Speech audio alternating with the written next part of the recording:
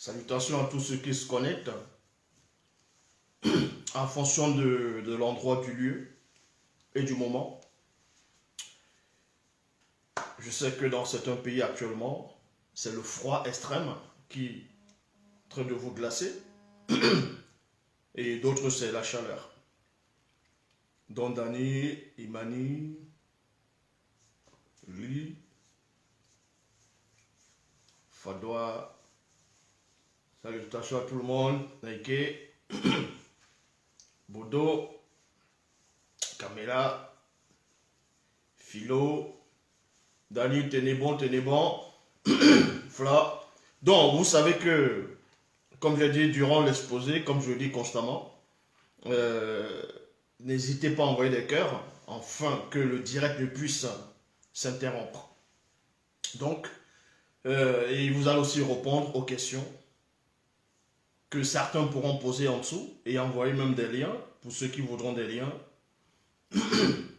en gros par rapport à Bible, Kalatadoubissé, ainsi de suite. Donc ici nous allons commencer. Salutations à tout le monde, salutations à tous ceux qui vont se connecter durant l'exposé, durant la révélation. Ici nous allons parler d'une personne connue sous le nom de Jézabel dans les Bibles actuelles classiques. Bon, c'était qui Jézabel?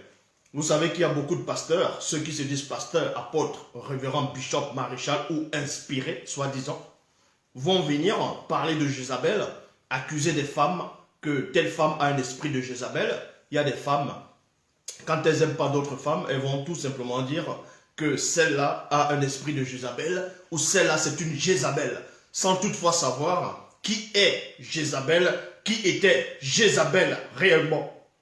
Donc ici on va prendre un seul verset, je dis bien un seul verset de la Bible actuelle classique et le reste nous allons entrer dans Bible, Kalata, Mbale.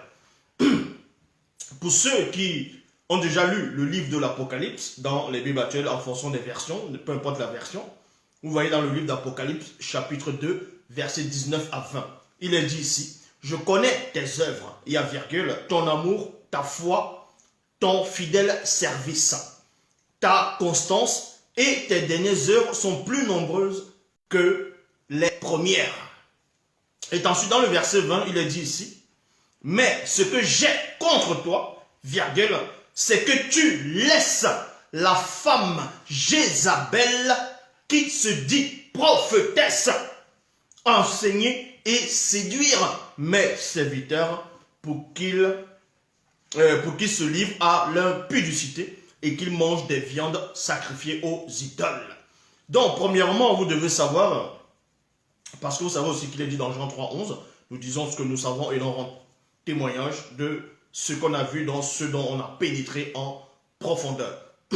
Dans Apocalypse chapitre 2, verset 19 à 20, dans les Bibles actuelles classiques, beaucoup de personnes vont lire ce passage sans comprendre. En quel moment on faisait allusion à cette personne, je dis bien dans cette Bible-là, en quel moment on faisait allusion à cette Jézabel? Parce que, selon les récits canons, Jean, l'apôtre, était hors de son corps. Vous voyez, il n'était pas dans un monde astral, il n'était pas dans un monde des rêves, mais il était néanmoins dans un monde spirituel et il voyait des choses avec les yeux de son esprit. Donc, avec les yeux de son esprit, c'est ce qu'on appelle des visions. Comme je l'ai dit, il était hors de son corps spirituellement. Et là-bas, il a vu certains événements. Il était dans un temps, en gros, deux fois, il voyait des choses qui se passaient hors du passé, hors du présent, et ce qui va arriver dans le futur. Mais les auteurs des Bibles se sont tout simplement gourés en écrivant ici mais ce que j'ai contre toi, c'est que tu laisses la femme Jézabel. Nous savons que Jézabel, dans les Bibles actuelles classiques, on parle d'elle dans le livre des rois. Donc au temps du roi Akab, Akab qui était son mari, au temps de Bé, c'est-à-dire Élie le Tishbite. Or, comment se fait-il que Jean va voir une scène, ou bien il va entendre, il va recevoir des avertissements, qu'on doit s'adresser à quelques églises, on va dire de son époque, et on fait encore allusion à cette femme Jézabel. Vous voyez que ça ne tient pas. Tout simplement parce qu'ils ont trafiqué Apocalypse chapitre 2, versets 19 à 20. Ils ont trafiqué ce passage. Certes, cette Jézabel-là, on faisait allusion à quelle Jézabel? Est-ce la Jézabel de l'Ancien Testament? Ce dont ils ont l'habitude de dire Ancien Testament. Cette femme, c'était qui? Cette Jézabel dont Jean fait allusion dans Apocalypse chapitre 2, verset 20. Je vais relire. Mais ce que j'ai contre toi, c'est que tu laisses la femme Jézabel, virgule. Donc, en gros, ça veut dire qu'il y a des gens sur la terre, dans les églises, qu'il y a une femme qui s'appelle Jézabel. Je dis bien selon la lecture. Il y a une femme qui s'appelle Jézabel. Et on laisse cette femme-là égarer le peuple de Dieu. Et elle se dit prophétesse. Maintenant, vous pourrez comprendre que en parlant de Jézabel, on parle de plusieurs femmes qui ressemblent, qui ont le même comportement que cette Jézabel qui a existé au temps du roi Akab, dont on va faire allusion.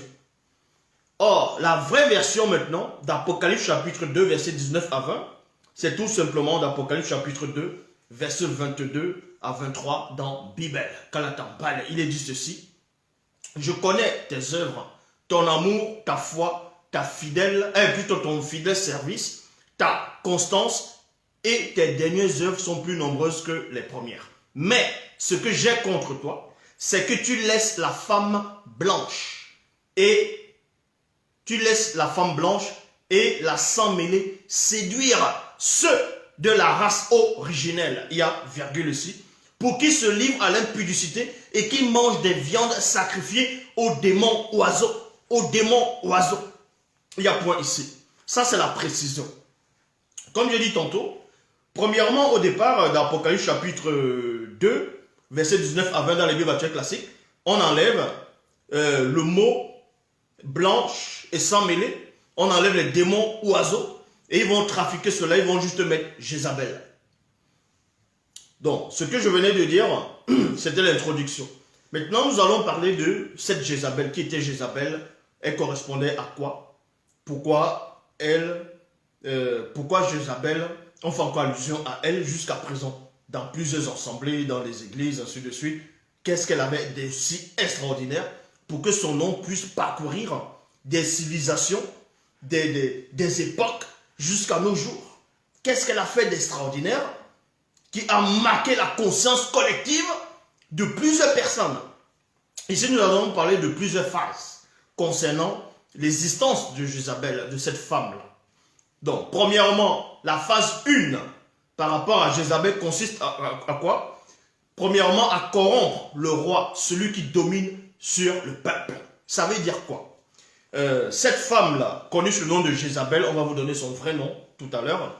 On va vous donner son vrai nom. Comment elle opérait? C'est une femme qui était alliée mystiquement. Avec le monde occulte. Vous voyez, elle était alliée mystiquement avec le monde occulte. Et cette femme avait pour but, avait pour mission, exactement comme les sirènes des eaux. Mais vu qu'elle était réelle, elle était faite de chair, de sang et d'os. Ce n'était pas une démone directement. Ce n'était pas un esprit. C'était une femme qui était faite, comme je dis, de chair, de sang et d'os. Elle était mariée à un roi puissant à son époque. Et on nous apprend ici que, premièrement, cette femme-là, connue sous la personne de Jézabel, que les gens vont dire Jézabel, cette femme avait pour but de dominer le roi. Parce que quand tu domines le roi, quand tu domines le président, tu domines l'empereur, tu domines le chef d'une région, d'un pays, d'un État. C'est-à-dire, dès que tu le contrôles, tu vas aussi contrôler tout le reste du pays. Dans ce sens-là où on frappe le berger, afin que les brebis puissent se disperser. C'était ça le but de Jézabel. C'était ça son rôle. Sans cela où les faux pasteurs vont venir dire qu'il y a une femme qui entre dans l'église pour séduire le pasteur et frapper le pasteur. Et maintenant les brebis, ceux qu'on va appeler les chrétiens, ceux dessus les croyants, vont se disperser parce que le pasteur on l'a frappé à cause d'une femme Jézabel. C'est pour montrer que l'état de conscience, l'esprit familier qui était dans cette Jézabel va parcourir, va se transporter dans plusieurs époques, dans plusieurs civilisations, jusqu'à nos jours. Sans cela où on parle toujours de Jézabel. Mais qu'est-ce qu'elle a fait de remarquable? On vous dit ici, ça c'est la phase 1, corrompre le roi, en gros celui qui domine le peuple, la nation, le pays. C'est dans 1 Roi, chapitre 16, versets 1 à 4. Ça c'est dans la Bible. Il est dit ici, après ces événements, longtemps après, virgule, pendant la 38e année du règne de Dorkita, sur Soma. Soma c'est qui? Soma c'est Juda, donc régner sur Juda. Donc Soma, virgule. Mola. Mola c'est qui? C'était le roi Akab. Le roi Akab, c'était Mola. Et c'était un noir. Est-ce que vous comprenez? Donc, ici, on rapporte la vérité authentique telle que c'était. Telle que les choses se sont produites et manifestées. Le roi Mola a bel et bien existé. C'était un homme noir. Et on vous dit ici, Mola, donc fils de Mota Moubouledi, c'est-à-dire Omri, devint roi de Tombouanébila et il régna 22 ans à Eneo Mdongo. Eneo Mdongo, c'est la Samarie. Donc, premièrement, on vous apprend, on vous dit qu'il y avait un roi connu sous le nom de Mola. Donc, c'était le roi Akab. Il a régné sur Samarie, sur la ville de la Samarie, ainsi de suite, parce que la Samarie, il y avait beaucoup de montagnes, il y avait beaucoup de combats spirituels qui se produisaient là-bas. C'était pas quand même un petit territoire, c'était un grand territoire dans l'Afrique ancestrale. Donc c'est N.O. Mdongo. Mais il fit ce qui déplaît au verbe de l'Oba. On vous dit que ce roi au départ, c'était un bon roi au départ. Le roi Akab dans les Bibles classiques, dont son nom c'est Mola. C'était un bon roi au départ. Il suivait les ordonnances du verbe de l'Oba. Il marchait selon les préceptes, selon les commandements, selon la loi établie par les puissants Batopeda Mundi qui sont venus avant lui. Donc, les gens comme les Boussi. Et vous comprenez ici, mais durant son cheminement, pendant une période de sa vie, il va se marier, il va prendre une femme, il va récupérer une épouse en fonction en gros du pays, parce que d'autrement dit, on ne dit pas épouse, on va juste dire femme. Et on vous dit, c'est dans le verset 2, mais il fit ce qui déplaît au verbe de l'Oba, virgule, encore bien plus que tous les rois qui l'avaient précédé. Il y a point ici. Non content d'imiter les péchés de Colissé Bateau, donc Jéroboam, c'est Colissé Bateau, fils de Djene Bisson.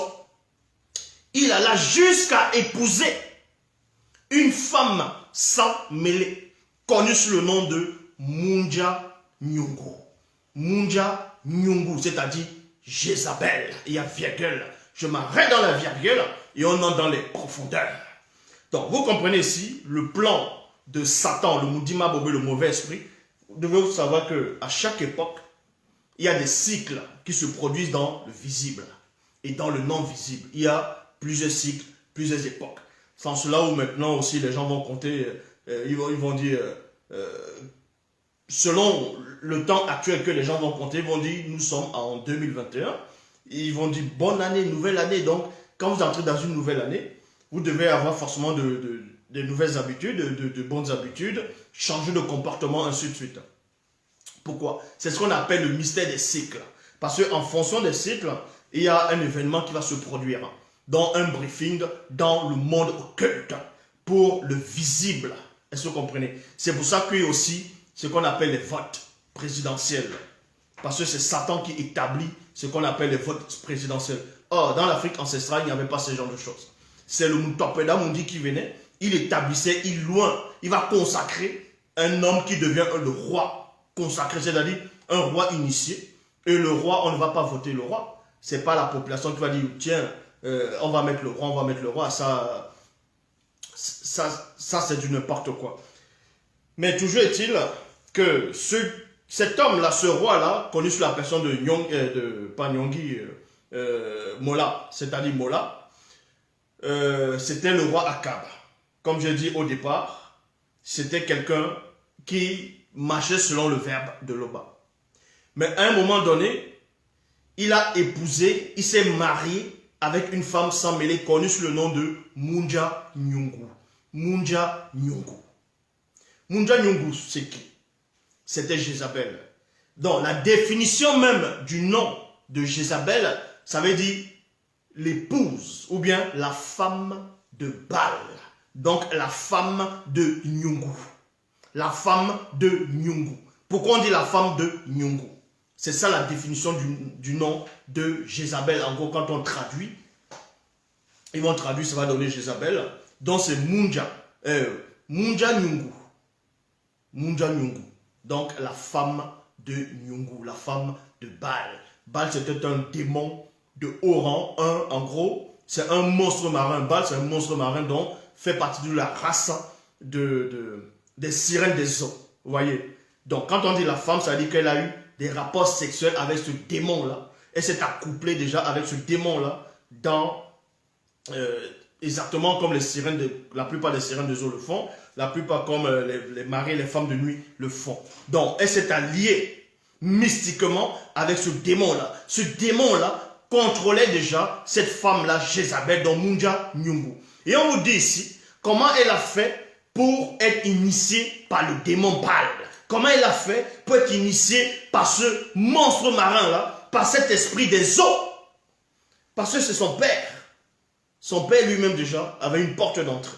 C'est pour ça qu'on dit ici, là, Munja Nyungu, c'est-à-dire Jézabel, virgule, fille de Na Nyungu. Na Nyungu. Na Nyungu. Na Nyungu. Donc, qui veut dire avec Baal, avec Nyungu. Donc, on vous montre déjà que son père était déjà avec Nyungu. Le père de Jézabel était déjà lié avec ce démon, avec cet esprit des eaux. Donc, on a juste initié la fille. On a juste vendu, on va dire, mystiquement la fille. La fille aussi, on a ouvert la porte. Et c'est un démon familier dans la maison. Voilà comment ça se produit. Et c'était une très belle femme. Cette femme connue sous la personne de Jézabel. Donc, Munja Nyungu. C'était une sans mêlée. Roi des Djobish. Et il s'inclina devant le faux dieu Nyungu pour lui rendre un culte. Il y a point. À Ene-Omdongo, même, il construisit un temple pour Nyungu. Donc, vous dit ici là que le roi Mola, c'est-à-dire celui qui s'est marié à Munja Nyungu, il est tombé sous l'influence de sa femme. Sa femme l'a dominé spirituellement. Sa femme l'a dominé mentalement. Sa femme a, c'est-à-dire, l'a envoûté. La femme, cette femme Nyungu, la femme de Nyungu, en gros, la femme Jézabel a envoûté son mari. C'est pour ça que son mari a commencé à s'éloigner des préceptes, des ordonnances du verbe. C'est pour ça qu'on vous dit ici, là, à Enondongo, même, il construisait un temple pour Nyungu. Il fit dresser un sacrifice et plaça un poteau sacré. Par toutes ses actions, il n'honora point Loba, plus encore que tous les rois de Tombalébila qui l'avaient précédé. Donc vous comprenez, la première phase, on va vous envoyer quelqu'un, que ce soit un homme, que ce soit une femme, qui va se rapprocher de vous, que vous allez forcément peut-être aimer, que vous allez faire confiance, et cette personne va vous détruire. Parce que quand cette personne va voir vos faiblesses, elle va voir vos faiblesses, quand vous allez avoir confiance en la personne verra, et la personne va vous détruire. C'est pour ça que quand vous voulez vous mettre en couple avec quelqu'un, il faut d'abord savoir qui est la personne. Il faut savoir premièrement l'origine de la personne, c'est-à-dire la famille de la personne, savoir qui sont les membres de cette famille, de quelle spiritualité elle a adhéré. Parce que si elle n'adhère pas à la spiritualité ancestrale, c'est-à-dire aux ordonnances du verbe de Loba, cette personne est déjà contaminée. Ça ne sert à rien. Parce qu'il y a des gens qui vont dire, tiens, telle femme, il y a telle femme qui me plaît, elle est dans telle religion, elle est dans telle croyance, ou bien elle ne croit pas, elle est dans le monde, elle me plaît, je vais aller vers elle quand même, et je vais la ramener dans le verbe. Non, ça c'est faux. Tu ne pourras pas la ramener dans le verbe. C'est elle qui va te ramener dehors. C'est comme ça que ça se produit. Parce que tu es déjà en infraction. Tu es déjà contre le verbe. Donc, tu veux déjà t'appuyer, la personne veut déjà s'appuyer sur sa propre force, sur son raisonnement, sur ses capacités pour pouvoir ramener la personne. Donc, tu vas tout seul au combat pour ramener quelqu'un, pour dire non, je vais la convertir. Je vais lui présenter au verbe. Et quand je vais lui présenter le verbe, elle va adhérer et ensuite on va se mettre ensemble. Mais vous ne savez pas le plan qui est derrière vous. Vous ne savez pas qui est cette personne-là, que ce soit cette homme ou cette femme. Dont le roi Akab, le roi Akab, c'est-à-dire Mola, il ne savait pas. Il a juste vu une belle femme. Il a été attiré par cette femme. Mais cette femme est venue en mariage pour le détruire et pour prendre le pouvoir sur le territoire, pour établir les lieux de culte occulte, diaboliques. C'est pour ça qu'il y a des gens puissants dans le monde, selon le visible. Il y a des gens un peu partout dans plusieurs domaines. Vous allez voir, ils vont prendre certaines femmes par alliance, juste par la couleur de la peau, ou bien par intérêt. Et vous voyez que ça ne fonctionne pas, parce que derrière, vous ne savez pas ce qui se produit. Donc là, c'est la première phase. La première phase consiste à quoi? On va ramener cette femme, on va la préparer, on va l'initier, on va l'introniser dans l'art de la manipulation, dans l'art de la séduction, dans l'art du mensonge, dans l'art en gros des armes mystiques pour séduire le roi, pour prendre l'autorité, pour dominer sur le roi. Et le roi est déjà flatté, le roi est subjugué par sa beauté. Et dès que le roi est déjà pris par les liens occultes, voici ce qui se produit, on entre dans la phase 2. Donc la phase 1 consiste à corrompre le roi. Et elle a réussi, premièrement. Elle a déjà reçu une partie de sa mission. Donc, elle va enlever le roi. Et le roi, maintenant, va commencer à construire des temples. Va accepter du n'importe quoi. Il va se laisser dominer. Et on entre maintenant dans la phase 2. La phase 2, c'est quoi? Ça consiste à détruire tous ceux qui sont dans la vérité. Donc, si le roi a des conseillers qui sont dans la vérité, s'il y a des gens dans le pays, dans le royaume, dans la région, des initiés ou bien des non-initiés graciés, il y a des gens qui ont de bonne moralité, cette reine-là, cette personne-là, que le monde occulte va envoyer, va vouloir maintenant prendre l'emprise sur eux pour les détruire aussi. C'est ça qui consiste, en gros, dans la phase 2, dans 1 Roi chapitre 21, versets 1 à 4, toujours dans Bible. Il est dit ici, de nombreux jours s'écoulèrent et Moutatedi s'adressa à Bé. Donc Moutatedi, c'est celui qui guide et qui intronise les initiés. Et Moutatedi s'est adressé à Bé, c'est-à-dire le prophète Bé. La troisième année, en ces mots, va te présenter devant Mola. Ça veut dire que cette femme-là a tellement manipulé le roi, a tellement, on va dire, envoûté le roi, que le roi maintenant jurait que par elle. Le roi est devenu comme un toutou par rapport à cette femme-là. Puisque la beauté l'a subjuguée, cette femme-là, on l'a initiée. Et ce n'est pas n'importe qui l'a initiée. C'est quand même un démon de haut rang, dans les hautes sphères, dans le monde occulte, qui a initié cette femme-là. Et c'est là où vous voyez que, comme j'ai dit, la deuxième phase va consister à maintenant. C'est comme une femme qui va venir. Elle va vous détourner. Et quand elle va vous détourner selon la vérité, c'est-à-dire dans le mensonge, tous les gens qui ont une bonne moralité autour de vous, elle va vouloir faire en sorte que vous ne puissiez plus être en contact avec ces gens-là. Parce que ces gens-là seront contre elle, contre ses agissements. Et donc, on va vous écarter de votre famille, la famille qui vous donne des conseils, les amis qui vous donnent des conseils, ou bien des collègues.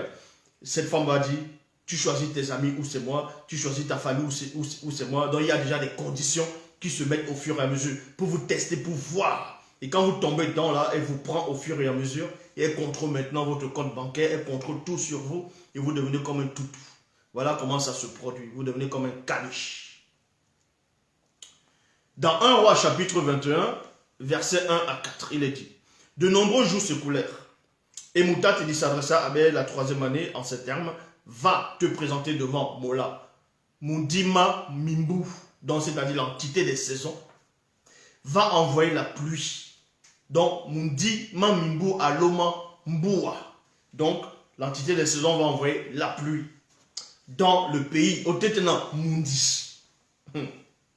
Mais, parti se présenter devant Mola. Il y a point. La famine s'aggravait alors à Enemdongo, c'est-à-dire en Samarie. Et Mola fit appeler Doubepa. Donc, vous comprenez par là que Mola, ce roi-là, quoi qu'il était sous l'envoûtement de sa femme, de cette femme-là, il avait quand même un homme de main, quelqu'un de bien.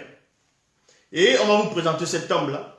Et Mola fit appeler Doubepa, chef de sa maison. C'est-à-dire que le chef de la maison du roi, c'était qui? C'est celui qui dirigeait toute la maison, on va dire le palais, tout ce que le roi avait. C'était le chef de la maison. Donc, les cuisiniers, les femmes de ménage, les hommes de main, ainsi de suite, c'est lui qui contrôlait tout. Toutes les autres personnes. Donc, il était le chef de sa maison. Et on vous dit ici, là, oh, Doubepa craignait beaucoup Loba de la crainte du respect qui lui est dû. Donc, vous comprenez par là que malgré cela, que le roi soit néanmoins sous l'emprise de Jézabel, l'homme de main direct du roi n'était pas sous l'emprise de Jézabel. Jézabel n'a pas réussi, ici, là, à cette époque-là, à attraper Doubepa.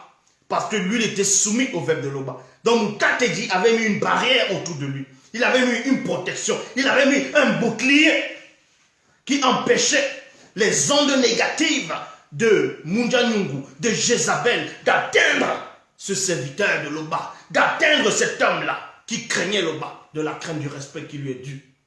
Donc, on vous montre ici. Lorsque la reine, donc, voici ce qui se passe. Et Mola fit appeler Doubepa, chef de sa maison. Or, Doubepa craignait Loba de la crainte du respect qui lui est dû.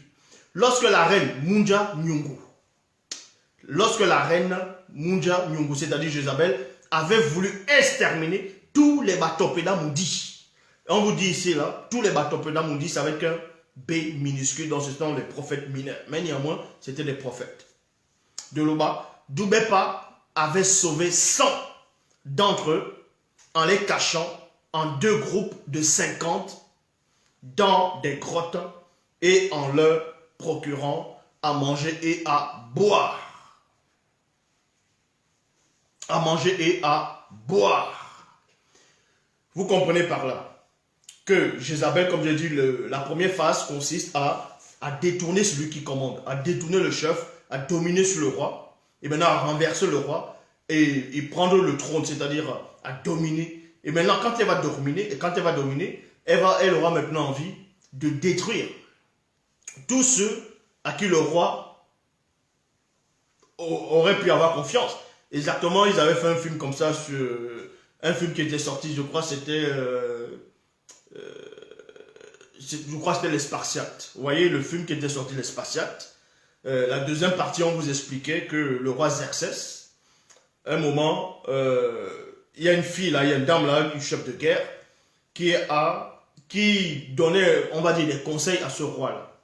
Et quand ce roi est parti dans son initiation pour devenir le roi, en gros un faux dieu, pour devenir un faux dieu, le roi Xerxès, quand il est parti, au moment de revenir, cette femme a fait tuer, c'est-à-dire elle a tué tous ceux qui connaissaient ce roi, tous ceux qui étaient proches de ce roi, pour mieux manipuler le roi à sa guise. C'est comme ça que Jézabel faisait.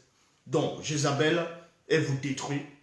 Donc, exactement pour tout ce qui se passe actuellement, vous allez voir, une femme va venir, que ce soit une femme ou un homme, va venir, va vous dire qu'il vous aime, ou bien il vous aime. Il faut d'abord savoir, il faut lui demander, vous m'aimez pourquoi, vous aimez quoi sûrement. Quand quelqu'un va venir vous dire, ah, le gars là, je le yamo, ah, la fille là, je la yamo. Mais tu la yamo comment? Tu l'aimes pourquoi? Qu'est-ce qui te plaît dans cette personne-là? Donc, il faut apprendre à connaître les gens qui viennent vers vous. Il faut apprendre à connaître les gens qui viennent vers vous. Ce n'est pas parce que quelqu'un va rire avec vous que forcément vous allez donner votre confiance en cette personne. Faites très attention. Parce qu'il y a des gens de circonstance. Il y a des gens qu'on envoie. Est-ce que vous comprenez?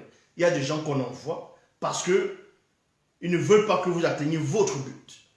C'est pour ça que vous pouvez peut-être avoir des projets et votre projet n'aboutit jamais. Parce qu'il y a des gens qui vont toujours essayer de vous décourager en vous disant non, ton projet là n'est pas bon, tu sais, ça va être compliqué parce qu'eux, ils sont jeunes. Ils ne veulent pas que vous atteigniez ce but-là. Donc, il y aura toujours des ondes négatives. Et c'est ce qui s'est produit avec le roi Mola ici, là, le roi Mola.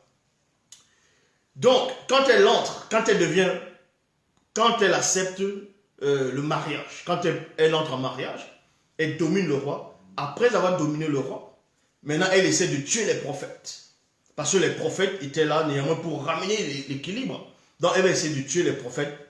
Bon, elle ne réussit pas à tuer les prophètes là, parce qu'il y a un homme de main qui craignait le bas de la crainte du respect qui lui est dû. Cet homme-là va cacher 100 prophètes. Il va les mettre dans des endroits 50 par 50. Et les nombres de 50 là, c'était des gestes prophétiques. Est-ce que vous comprenez? C'était les gestes prophétiques par rapport à quand Bé devait monter, il y avait aussi 50 prophètes qui se sont arrêtés. Ils ont commencé à regarder. C'est-à-dire à distance, il y avait 50 prophètes. C'est pas pour rien. Et vous comprenez par là, dans la phase 3 maintenant, consiste à protéger tous ceux qui travaillent avec le monde occulte. La phase 3, c'est quoi? D'abord, premièrement, la phase 1, la personne va entrer dans votre vie pour prendre le contrôle sur vous, pour vous dominer, pour vous contrôler après. Et ensuite, tous les gens qui pourront se méfier de cette personne, cette femme-là va essayer de les renvoyer, va couper le lien entre vous et des gens de bonne moralité qui vont vous empêcher de voir la vérité. Voilà ce que Jézabel elle a fait, c'est dans la phase 2. Et la phase 3 consiste, maintenant, elle va prendre des mauvaises personnes qui raisonnent comme elle, qui pensent comme elle, et mettre ces gens autour de vous. Donc, changez votre façon de voir, changez votre entourage, voyez, elle va plus vous ramener dans son entourage, bizarre, mystique, l'entourage où il n'y a que la fête des boîtes de nuit, boire, manger, rigoler, se moquer des gens, donc on vous met là-dedans. C'est en cela où, dans la phase 3, dans 1 Roi chapitre 22, verset 5, il est dit ici, que les non-initiés de Tomba Nebila, non, que les non-initiés de Tomba Nebila viennent, oui, la phase 3, comme je dis, consiste en gros, à protéger tous ceux qui ont des mauvaises actions, tous ceux qui travaillent dans le monde occulte. C'est pour ça que dans 1 Roi chapitre 22, verset 5, il est dit que les non-initiés, là maintenant c'est Bé qui parle, donc celui qu'on va appeler dans les Bibles classiques, sur la personne d'Élie, le Tishbite. Bé maintenant, puisque Moukat est dit là envoyé, parce que ça n'était de trop déjà. Le peuple était déjà fatigué, le peuple était dans la tristesse, il y avait une domination occulte. C'était une domination mystique qu'une grande partie du peuple était en train de subir, dont leur esprit criait, même la nature même, il y avait tellement d'injustice, il y avait des idoles un peu partout, exactement comme vous voyez peut-être en Afrique, où il y a les églises qui sortent un peu partout, toutes sortes de confessions vont sortir un peu partout. Là, ce sont des portes d'entrée. C'est les portes d'entrée qui sont en train de vous détruire au fur et à mesure. Donc, le peuple a commencé à crier, les initiés ont crié, les prophètes se sont plaints, ainsi de suite. Donc, on va envoyer maintenant un prophète majeur. Parce qu'il y a les prophètes mineurs, il y a les prophètes majeurs. Donc, Bé, ici, là, c'était un prophète majeur. Et là, maintenant, il va venir lancer le défi à Doubé, c'est-à-dire à Mola, c'est-à-dire le roi Akab. Il dit ici, dans la phase 3, que les non-initiés Tomba Nebila viennent avec les 450 prophètes du faux dieu Nyongo, qui viennent aussi avec les 400 prophètes de la déesse Lemba, que la reine Munja Nyungu protège. Donc vous voyez que la reine Jézabel protège. La reine Jézabel protège qui? Elle protège les faux prophètes. Elle c'est-à-dire elle protège les faux prophètes. Elle fait alliance avec les faux prophètes. Parce qu'ils sont tous dans la même communauté, dans les mêmes loges. Ils travaillent tous dans les mêmes loges. Remarquez ce qui est important ici. Le prophète Élie, c'est-à-dire Bé, il dit au roi Mola que la reine protège et non que toi, tu es en train de protéger. Parce qu'il sait que malgré qu'il est sur l'influence, le spirituel ne l'a pas complètement abandonné. C'est-à-dire le monde spirituel, c'est-à-dire le grand ordre des choses, n'a pas abandonné le roi Mola, c'est-à-dire le roi Akab. Mais le prophète le savait, il le sait. C'est pour ça qu'il se permet encore de venir devant le roi et de lui parler face à face. Mais il n'est pas allé parler devant Jézabel. Parce que Jézabel, son compte était déjà bon dans le plan spirituel. Donc vous comprenez ici, c'est dans la phase 3. La phase 3 consiste, on va protéger, on va laisser prospérer des mauvaises personnes. Donc le roi, c'est-à-dire par sa femme, va établir des mauvaises personnes dans plusieurs régions. Et ces personnes-là vont détruire le peuple, vont voler les terres du peuple. C'est pour ça que quand on va établir telle personne dans telle région, telle dans telle région, telle dans telle région, vous allez voir que ces personnes vont avoir des comportements bizarres. Ils vont commencer à soit voler vos terres, soit à avoir l'excès de pouvoir, le zèle, qu'ils contrôlent toute la région, qu'ils font ce qu'ils veulent. Les gens vont se plaindre, mais on ne va rien les faire. Parce qu'ils sont tous dans une même société secrète. Voici ce qui se produit ici. Ça, c'est la phase 4. Donc, la phase est ensuite maintenant dans un roi.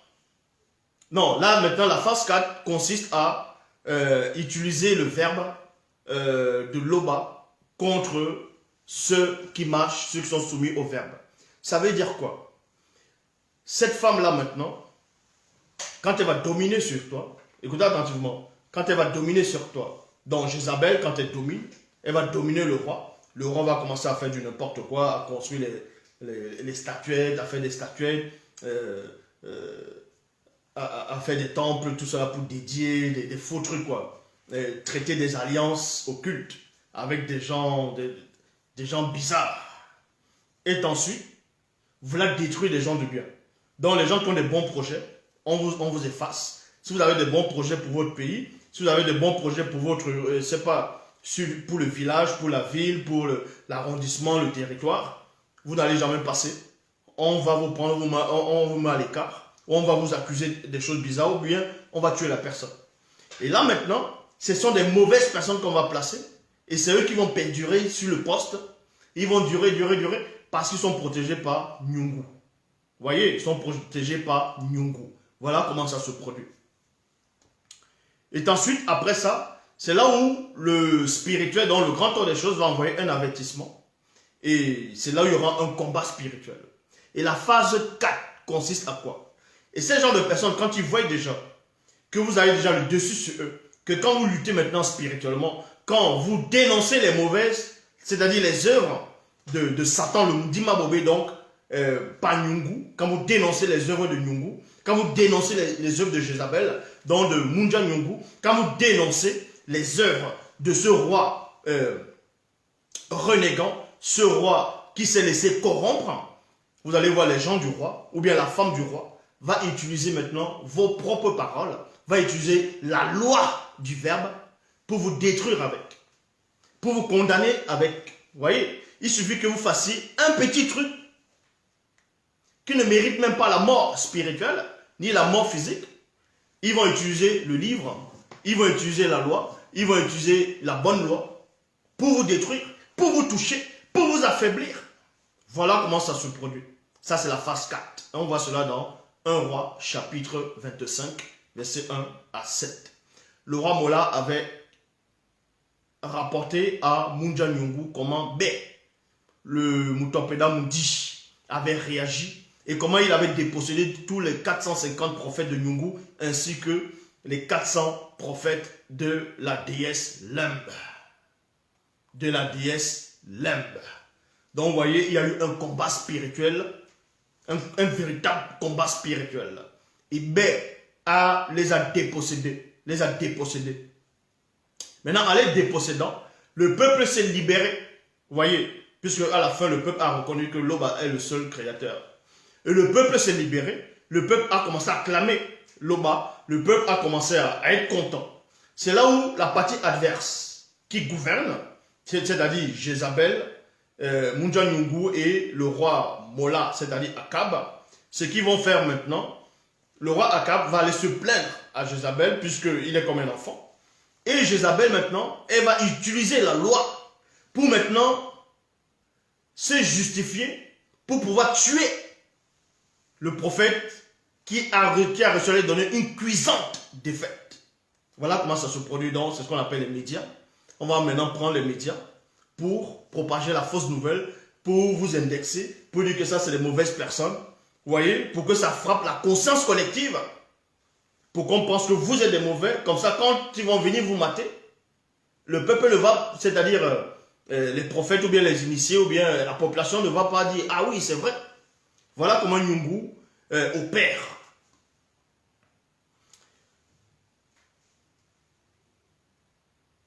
Dans le verset 2, il est dit « Munja Nyungu envoya alors un message pour avertir Bé en ces termes. Si demain, à pareille heure, je n'étais pas traité avec toute ma puissance occulte, virgule, donc elle vous montre par là qu'elle est consciente, qu'elle a une puissance occulte. Elle le dit. Donc elle avoue maintenant. Elle avoue. Là, elle avoue qu'elle a une grande puissance occulte. Elle dit ici, envoyez alors un messager pour avertir Bé en ces termes. Si demain à pareille heure, je ne t'ai pas traité avec toute ma puissance occulte, virgule, que les Bamuloloma Bungulane m'affligent la plus terrible des punitions. Elle ne dit même pas que les démons, elle ne dit même pas que même Nyungu. Elle dit les Bamuloloma. Ça veut dire qu'elle est entrée dans d'autres sphères, dans d'autres branches très élevées, dans le monde occulte. Car tu as ouvert une porte d'entrée en te moquant des 450 prophètes de Nyungu et des 400 prophètes de la déesse Lembe. Or, Jézabel n'était pas là. Elle n'était pas là. Elle n'a pas assisté à ça. Mais le roi est venu lui rapporter ce qui s'est passé. C'est-à-dire que le roi lui a rapporté ça fidèlement. Lui a même décrit les émotions du prophète. Lui a même décrit comment le prophète faisait. Il y a des gens comme ça. Ils vont vous espionner. Vous êtes ensemble dans une pièce. Il suffit, vous êtes en train de parler, tu fais ça. On va leur raconter que tu as fait ça. Tu vas tousser, on va leur raconter que tu as toussé. Tu vas aller, peut-être tu auras envie de tomber. Bon, pas avoir envie de tomber. Ils vont raconter ça exactement. Donc le roi Akab, qui est le roi Mola, allait rapporter fidèlement tous les gestes, tout ce que Bé a fait ce jour-là.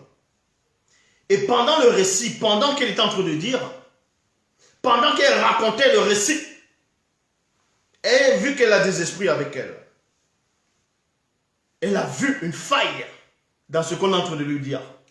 Et là maintenant, elle va avertir maintenant Bé. Elle savait que Bé n'était pas n'importe quel prophète. Elle savait que c'était un prophète majeur, qu'on ne pouvait même pas approcher n'importe comment. Qu'on ne pouvait pas approcher n'importe comment.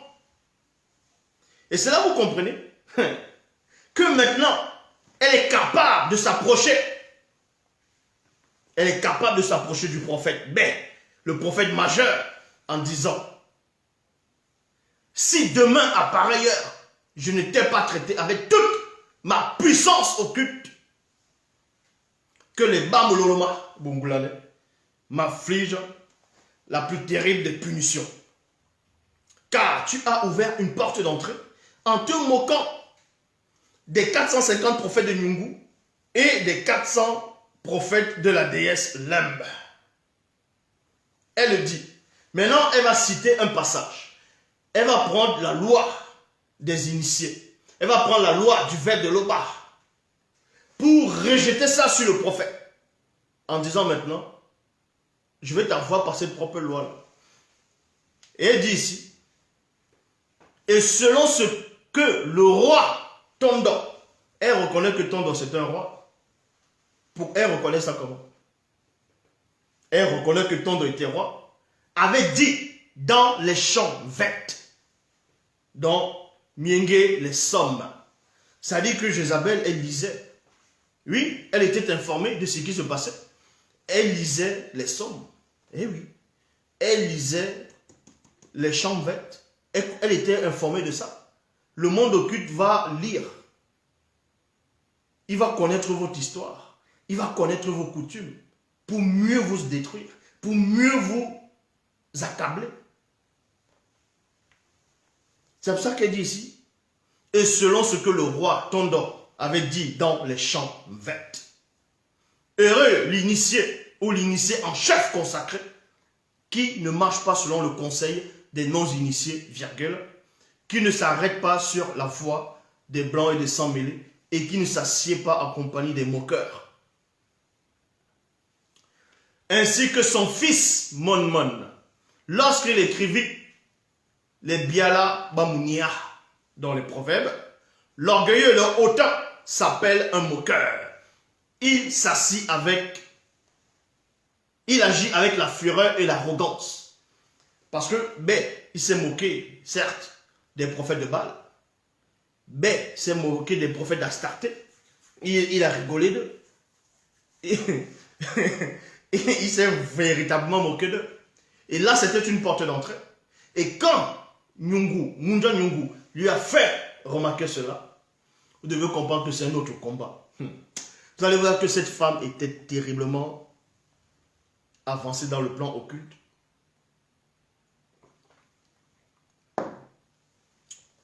Et dans une connaissance de certaines écritures.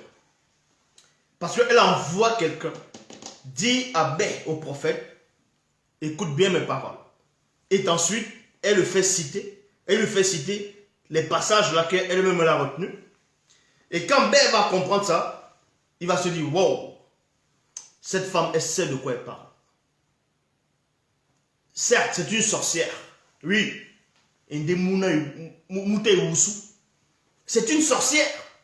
Mais, c'est qu'elle est en train de dire là. C'est chaud. Donc, on vous dit ici, en cela, tu as ouvert une porte. C'est pour ça que plus tard, même dans les auteurs de la Bible actuelle classique, ils ont pris comment Élie a pris la fuite. Et on vous dit qu'un ange apparaît, l'ange lui dit, bon, on vous dit que l'Éternel lui dit, que fais-tu ici, Élie? Il dit que j'ai déployé mon zèle pour l'Éternel des armées, c'est pour ça que Jézabel veut me tuer, tout ça. Mais depuis quand un prophète majeur va fuir devant une femme? Vu qu'on vous raconte qu'il avait fait en sorte que le feu descende et ça brûle de plusieurs soldats, il aurait pu faire la même chose. Mais sauf que cette femme savait de quoi il était question. Ça, c'est la phase 4. La phase 5 consiste à prendre contrôle sur le bien des compatriotes de tout le territoire. Exactement comme on voit en Angleterre. Pour ceux qui habitent en Angleterre, que ce soit à Londres, tout ça, vous pouvez savoir. Renseignez-vous. En Angleterre, tout le territoire, les maisons, même si tu achètes une maison, même si tu loues une maison, même si tu construis une maison, ça appartient à la reine d'Angleterre qui est là-bas. C'est ça la loi là-bas. Donc, tout appartient à la reine d'Angleterre. Même ceux qui sont au Canada. Je vous le dis, ceux qui sont au Canada. Quand tu es au Canada et que tu demandes la nationalité canadienne, quand on veut t'accorder la nationalité canadienne, on te donne peut-être la nationalité canadienne, il y a un serment que tu dois faire. Et c'est par rapport à la reine d'Angleterre. Même quand quelqu'un qui est en prison au Canada, et oui, je le dis, quelqu'un qui est en prison au Canada et qui veut demander en gros une grâce, on va dire présidentielle, là-bas au Canada il n'y a pas de président, c'est le premier ministre, exactement comme en Australie. Et aussi en Angleterre. Tu demandes la grâce présidentielle à la reine d'Angleterre. Et même il y a les billets. Écoutez attentivement comment le monde est compliqué. Il y a la monnaie canadienne. Il y a une monnaie canadienne. Bon, l'argent canadien. C'est fabriqué, je crois, aux États-Unis. Mais il y a la tête de la reine d'Angleterre sur quelques billets. Et il y a un nouveau billet qui veut, je crois, qui a fait polémique, parce qu'on veut mettre la tête d'une femme noire sur le billet du dollar canadien. Donc c'est en train de faire polémique, ça a fait polémique là-bas au Canada. Parce que c'était une femme noire qui luttait contre le truc des esclaves. Vous comprenez par là, quand Jézabel, donc en gros, elle va essayer de mettre toute la loi vers elle, pour dire que c'est elle qui dispose de la loi, c'est elle qui connaît la loi, et c'est elle qui va dominer. Donc, même si tu as des bonnes intentions, elle va utiliser cette loi-là. Donc, déjà, avec la force, avec la puissance, ainsi de suite. Eh oui, Catherine, c'est vrai. La phase 5 consiste maintenant à prendre le contrôle sur les biens des territoires. Eh oui, à prendre le contrôle. Oui, il y a peut-être qui ne savent pas. Il y a peut-être qui ne savent pas. C'est les Anglais. C'est l'Angleterre qui domine le Canada. L'Australie, le Canada. Et avant, ils dominaient aussi en Inde. Et ils ont laissé les Indes. C'est pour ça que vous voyez même dans le gouvernement de celui qu'on appelle Trudeau, et il y a les hindous là-bas dedans. Donc, la phase 5 donc, consiste à prendre le contrôle sur les biens des compatriotes. Sur les biens des compatriotes. Ça veut dire que la reine va décréter maintenant que tout lui appartient dans le territoire. Que ce soit les terrains, les maisons, tout. Si elle veut, elle prend. Elle aura envie de se justifier. C'est comme ça que ça se produit. Pour étaler encore la puissance occulte dans tout le territoire.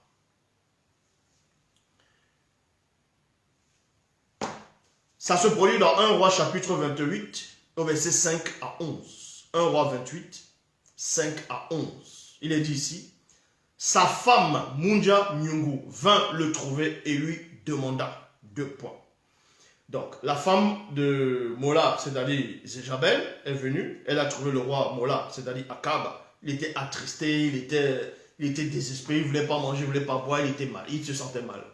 Sa femme vient dire, mais attends, mais Mbombo, qu'est-ce qu'il y a? Ndjebodi. Languiamba, Ndjebodi. Mais dis-moi, qu'est-ce qui va pas? Sa femme, Munja Nyungu, vint le trouver et lui demanda, pourquoi es-tu de mauvaise humeur? Pourquoi ne manges-tu rien? Pourquoi ne veux-tu rien manger? Et maintenant il raconte, il dit, j'ai parlé à Ipuma de Ingele. Répond-il. Et je lui ai dit, cède-moi ta plantation pour que je puisse m'en faire un jardin. Puisqu'elle est juste à côté de mon palais, en échange, je t'en paierai le prix. Mais il m'a répondu, 2 points. Je n'ai pas le droit devant le veuve de Loba de te céder la plantation, donc j'ai hérité de mes ancêtres. De mes ancêtres. Munja Nyungu lui dit alors, vraiment, virgule, tu oublies que tu es le roi de Tombanebila? Vous voyez? Cette dame-là, elle ne comprend pas. Elle dit, mais tu es le roi. Tu règnes partout, dans toutes les provinces. Et tu veux négocier une parcelle de terrain, d'un champ, d'une plantation, avec une simple personne dans le territoire? Mais tu es le roi. Tu peux prendre ça si tu veux. Donc voilà. Voilà comment on met dans la tête des gens le pouvoir, écraser les autres, mépriser les autres. Voilà comment ça se produit. Et ça commence à jouer dans la conscience collective et ça imprègne les gens, ça imprègne dans la conscience collective des gens. Les gens commencent à accepter cet état de choses. Les gens acceptent cet état de choses.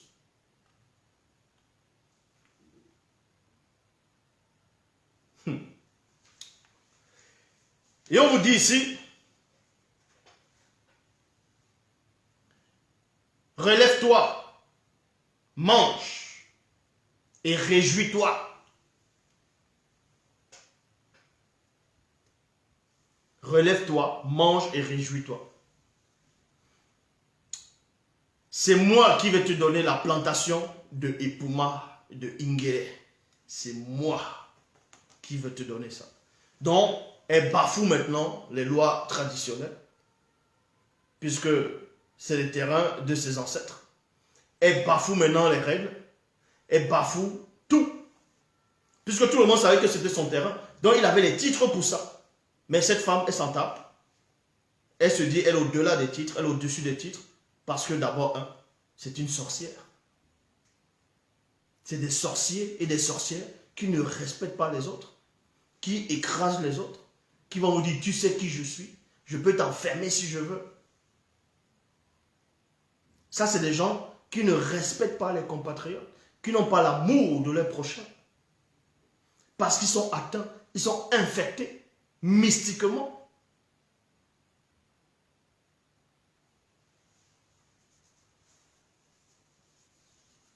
Et on vous dit ici, elle écrivit des lettres au nom du roi Mola. Donc vous voyez, elle écrivit des lettres au nom du roi. Néanmoins, la population savait que c'était le roi qui est le roi. Elle va maintenant prendre, elle va écrire, elle va signer à la place du roi. Pour faire croire que c'est le roi qui est en train de demander cela. Que c'est le roi qui signe. Que c'est le roi qui veut. C'est comme ça que ça se produit. Donc elle a le droit de signature. Voilà comment ça se fait.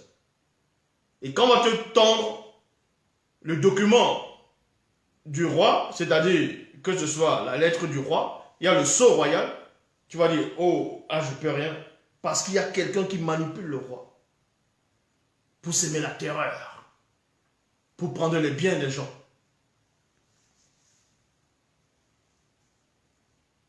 Dans ces lettres, on vous dit ici, elle écrivit des lettres au nom du roi Mola. Elle les scella du sceau royal. Et elle les adressa aux anciens corrompus. Vous voyez, les anciens corrompus, c'est quoi? Vous voyez que ce qui a été, c'est ce qui est, il n'y a rien de nouveau. Les anciens, on dit bien les anciens corrompus. Et un ancien, c'est quelqu'un, on va dire, c'est comme un notable. C'est comme, ça peut représenter un notable, ça peut représenter un chef du village, ça peut représenter, c'est pas un chef de région, ça peut représenter ce qu'eux vont peut-être dire un patriarche. Et la population de cette région va craindre ce patriarche, va respecter ce patriarche. Mais s'il est corrompu, vous êtes fini. On prend facilement vos terres, vos maisons, vos terrains, ainsi de suite. Tout ça parce que le roi n'a pas obéi aux ordonnances du faible de Loba. Elle prend possession de tout. Et on vous dit ici,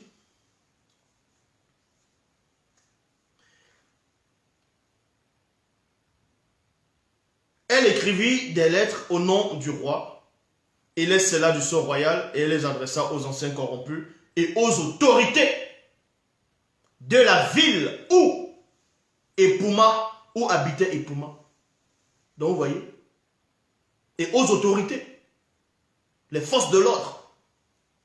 Donc eux vont recevoir l'information du roi. La plupart de certaines autorités, ils ne vont pas se dire mais ce que le roi fait est injuste. Ils ne savent pas la plupart ne savent pas ce qui se passe derrière.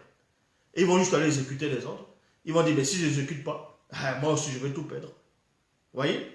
Donc, Epuma a fait quoi? Il pouvait faire quoi? Qu'est-ce qu'il pouvait faire? Vu que sa femme était déjà contre lui. C'est-à-dire la femme du roi était contre Epuma. Qu'est-ce qu'il pouvait faire quoi? Le seul moment où la seule condition que le roi, c'est-à-dire qu'on ne puisse pas prendre les terres d'Epuma selon le visible, s'il se soumettait à Nyungu, s'il était un serviteur de Nyungu, Jézabel n'allait jamais prendre le territoire de quelqu'un qui marche qui est dans les mêmes loges que nous, qui est dans les mêmes loges qu'elle. C'est comme ça que ça se produit.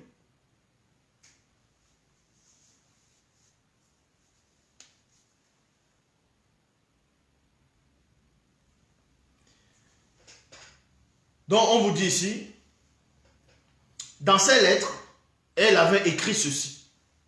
Convoquer la population et une cérémonie de jeûne. Et demander à Ipuma de présider cette assemblée. En face de lui, placer 2 non-initiés qui l'accuseront d'avoir parlé mal, non, d'avoir parlé contre le verbe de Loba. Et d'avoir maudit le roi. Point. Parce que la loi interdisait de parler contre le verbe de Loba. Tu parlais contre le verbe de Loba, c'était fini pour toi. Et si tu parlais contre le roi, c'était aussi fini pour toi. Parce que le roi était, comme j'ai dit au départ, le roi était placé par un Mundi. Donc c'est comme si c'est le verbe de Loba. C'est pas comme si c'est le verbe de Loba qui plaçait directement le roi. Donc le fait de mépriser le roi, tu méprises le verbe de Loba. Et cette femme-là le savait. Donc c'était une manipulatrice, une vraie sorcière. Elle savait que le peuple craignait Loba. Parce que Élie les avait délivrés déjà de l'influence. Et pour moi là n'était pas n'importe qui. C'était quelqu'un qui était quand même connu. Quelqu'un qui, certes, c'était un non-initié gracié. Parce que quand tu es non-initié gracié, ça veut dire que les initiés te connaissent. Ça veut dire que tu as déjà une bonne réputation. Donc pour détruire la réputation de cette personne, elle va utiliser la fourberie. Elle va utiliser les médias. Elle va utiliser les artifices. Elle dit maintenant que cette personne a parlé contre le verbe de Loba. Cette personne a blasphémé contre le nom de Loba. Donc elle a le pouvoir légitime maintenant de te faire tuer parce que tu as parlé contre Loba. Et le peuple ne pourra pas te défendre. Parce que le peuple, eux-mêmes, ils ne sont pas initiés pour savoir ce qui se passe derrière. C'est ce qu'on appelle un grand complot. Les grandes puissances, selon le visible, le font. Quand ils veulent aller dans un pays en Afrique, pour détruire, pour prendre l'or de ce pays, le cobalt, le diamant, les terres, ainsi de suite, le gaz, le pétrole, toutes d'autres formes de richesse dont vous n'êtes même pas encore conscient, ils font quoi? Quand ils voient qu'ils ne peuvent pas prendre directement, ils vont essayer de ramener les opposants. Et ces opposants, ils vont armer les opposants. Et les opposants, vous voyez, il y aura une guerre. Et quand le gouvernement légitime va commencer à combattre les opposants, ceux-là qui les ont envoyés, qui ont armé les opposants, dont on va appeler maintenant les rebelles, qu'est-ce qui va se passer? Ils vont utiliser les médias en disant, ah, ce pays-là, ils ne respectent pas les droits de l'homme, ils ne font pas ceci, ils ne font pas cela. Donc, ils sont en train de parler à la conscience collective du peuple, non seulement du pays, et des autres peuples, que si maintenant, regardez, ils ne respectent pas, si on va en guerre contre eux, ne parlez pas, n'intervenez pas, parce qu'ils sont pas en train d'obéir à la loi morale, ils ne sont pas en train d'obéir aux droits de l'homme. Ils font le génocide, ainsi de suite. Voilà comment c'est un complot de manipulation. Et beaucoup de gens qui ne sont pas avisés, qui ne sont pas initiés, qui ne savent pas comment ça se produit depuis le monde occulte, vont tomber là-dedans. Vous allez voir quelqu'un a des bonnes intentions.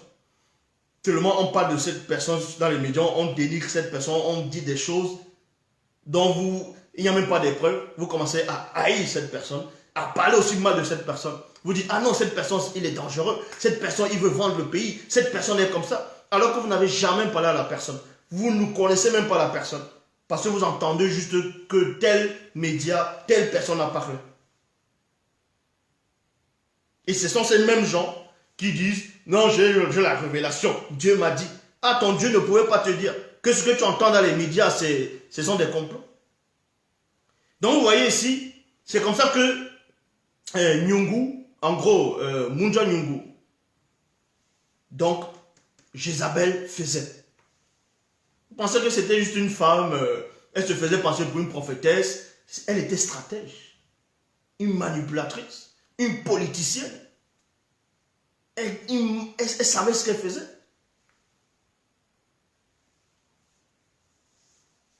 Dans cette lettre, elle écrivait ceci. Convoquer la population à une cérémonie de jeûne et demander à Ipuma de présider cette assemblée. En face de lui, placer 2 non-initiés qui l'accuseront d'avoir parlé contre le veuve de Loba et d'avoir maudit le roi. Ensuite, conduisez-le hors de la ville et jetez-lui des pierres jusqu'à ce qu'il meure. Les anciens corrompus et les autorités de la ville de Ipuma firent ce que Munja Nyungu leur avait ordonné dans ses lettres. Il y a point ici. Versets 14 à 15. Il est dit, alors les autorités de la ville envoyaient un messager d'informer Munja Nyungu que Ipuma avait été exécuté et qu'il était mort. Verset 15, alors Munja Nyungu apprit cela et elle alla dire à Mola, 2 points. Donc on vous apprend ici que le roi Mola n'était même pas forcément informé de ce qui se passait dans la population, dans le pays, vu qu'il ne regardait pas, il était ailleurs. C'est la femme qui contrôlait et vérifiait tout ce qui se passe. Va prendre possession de la plantation que Ipuma refusait de te vendre. Il est mort.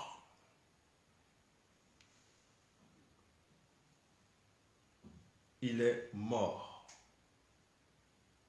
C'était ça. Voilà comment ça se produit.